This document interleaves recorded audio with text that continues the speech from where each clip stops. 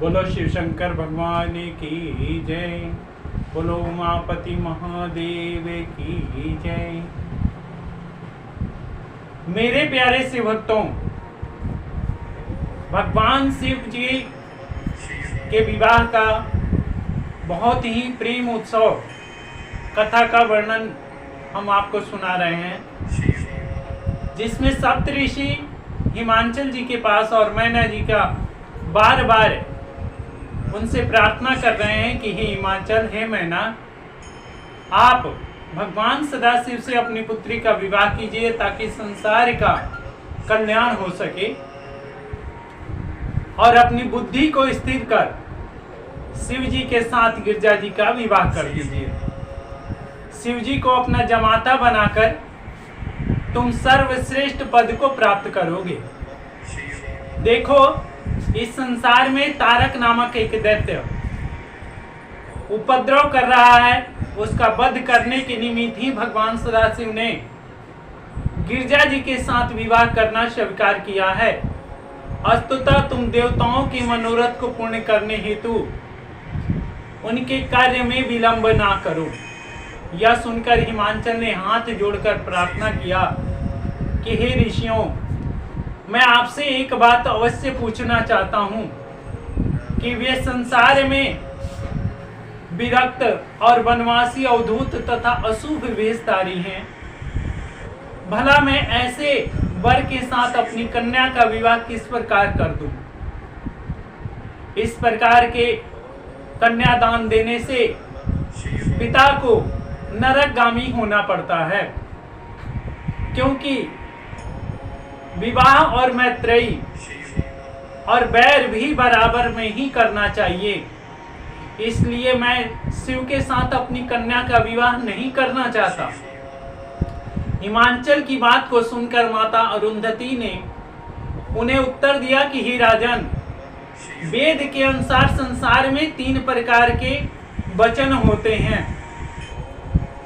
एक ऐसा होता है जिसको सुनने से ऊपर से तो बहुत ही आनंद की प्राप्ति होती है, परंतु वास्तव में आनंद का नाश ही होता है।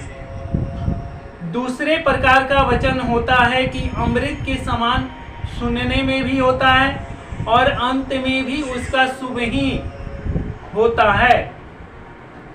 और तीसरे प्रकार का वचन होता है धर्म से विभूषित होना। अस्तुतः बीच वाले वचन का सर्वश्रेष्ठ मानकर हम आपसे प्रार्थना करते हैं कि आप भगवान सदाशिव को ही अपनी पुत्री समर्पित कीजिए। वे निर्गुण तथा सगुण दोनों रूप वाले हैं।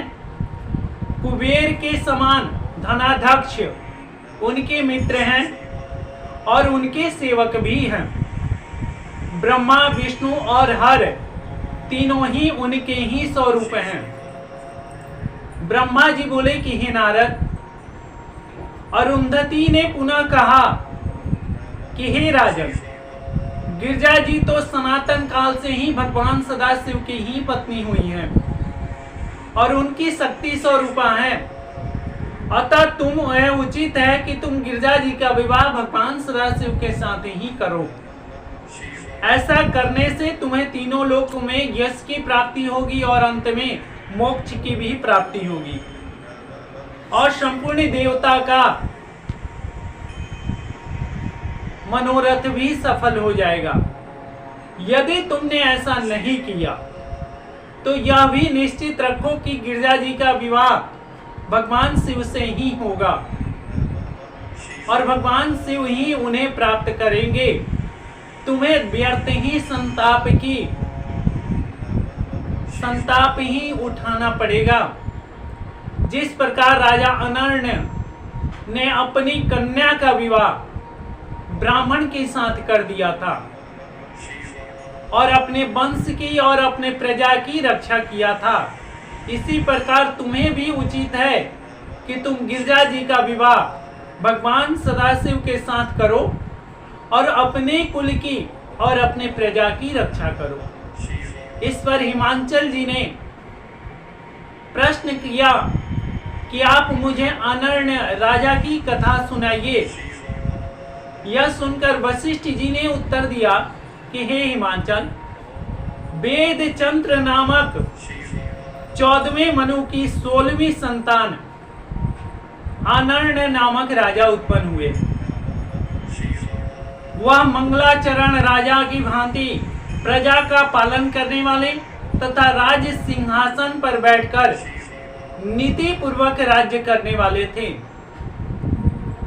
उनकी 7 पुत्र तथा 1 पुत्री का जन्म हुआ। उस पुत्री का नाम पद्मा था। उसके 7 पुत्र तथा 1 पुत्री में से जो पद्मा थी, वह पुत्री राजा को प्राणों के समान अति प्रिय थी।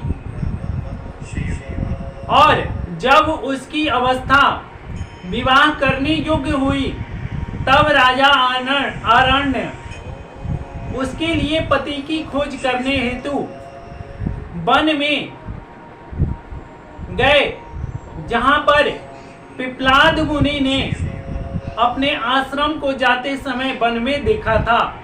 गंधर्व अपनी पुत्री से विहार कर रहे थे। गंधर्व अपनी स्त्री से विहार कर रहे थे। मुनि भी यह देखकर काम के वशीभूत हो स्त्री से भोग करने की इच्छा करने लगे।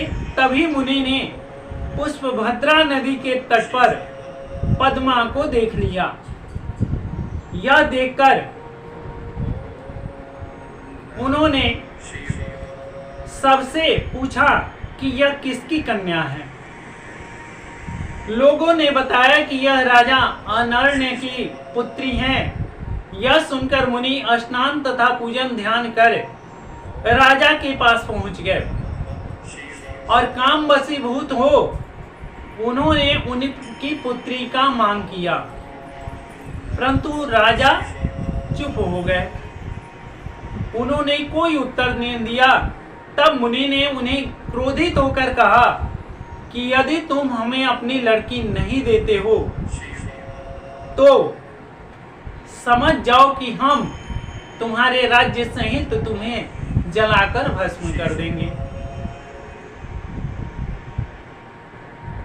हमारे बाद, हमारे पीछे और हमारे पूर्ण रूप से विद्या को ग्रहण किया है, जिससे हम इसी समय सब कुछ जलाकर भस्म करने में समर्थ हैं।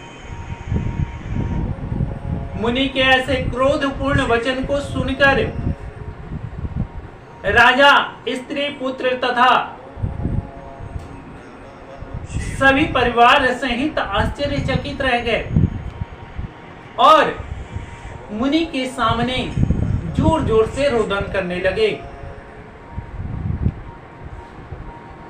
उस समय एक बुद्धिमान पंडित राजा अनर्ण्य के समीप ही बैठे हुए थे। उन्होंने कहा कि हे राजन, अब आपको यह उचित है कि अपनी पुत्री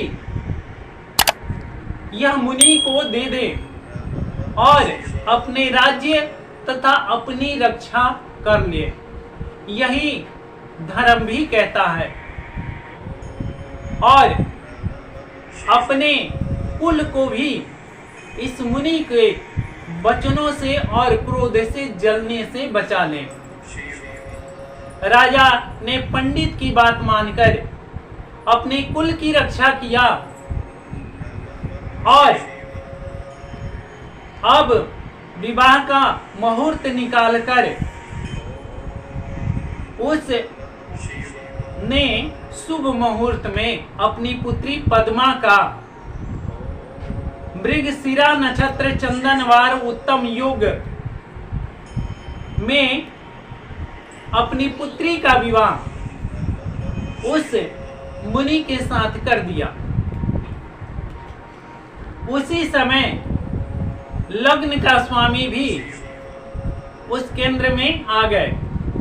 यही उत्तम मुहूर्त होगा। उस दिन तुम भी अपनी पुत्री का विवाह यानी गिरजा जी का विवाह भगवान सदाशिव के साथ कर दो। इस प्रकार समझाते हुए सभी मुनि सप्तऋषि अपनी अपनी पत्नियों के साथ भगवान सदाशिव के लोक को चले गए और हिमांचल ने उनकी बात मानकर चौथे दिन लग्न दिखवाया। उसे लेकर सप्तऋषि भगवान सदाशिव के पास पहुंच गए और आगे भगवान सदाशिव के पास पहुंचकर सप्तऋषियों ने क्या कहा और किस प्रकार भगवान सदाशिव ने विवाह का लग्न और मुहूर्त को शोध कर किस किस को अपनी शादी में निमंत्रित किया, इस कथा को सुनने के लिए आप अवश्य ही हमारे अगले कथा में आइए और फिर सुनिए कि भगवान सदाशिव के विवाह में कौन कौन सम्मिलित हुआ। बोलो शिव शंकर भगवान की जय।